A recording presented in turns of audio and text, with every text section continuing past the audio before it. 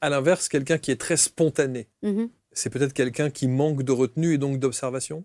Alors, en tout cas, quelqu'un qui est très, très spontané, il risque d'avoir peut-être moins d'empathie. Parce qu'il n'aura pas eu le temps, pas pris le temps de passer déjà par l'étape 1, qui est l'observation, et l'étape 2, qui est le questionnement, qui rentre dans le scope de l'écoute. Parce que pour écouter, il faut déjà que je questionne, et des questions ouvertes pour apprendre des choses. Donc, j'écoute de nouveau de ce que l'autre va me dire, et uniquement en étape 3, je peux dire des choses, même mieux encore, je reformule pour être sûr que ce que j'ai dit est bien compris. Parce que parfois, on a mal interprété des choses.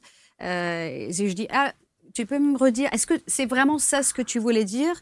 Tu peux le répéter d'une autre manière? Est-ce que j'ai bien interprété ça d'une... Oui.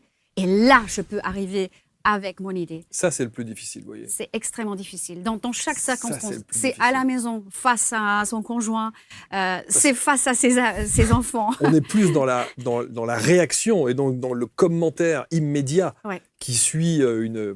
la pertinence de certains propos. Et on n'est pas tout à fait dans ce temps de réflexion. Non. Et d'ailleurs, quand je fais des formations en intelligence relationnelle, je passe beaucoup de temps sur la reformulation parce que c'est vraiment une étape qu'on saute souvent. Et pourtant, Ça, c'est c'est intéressant, ça. crucial.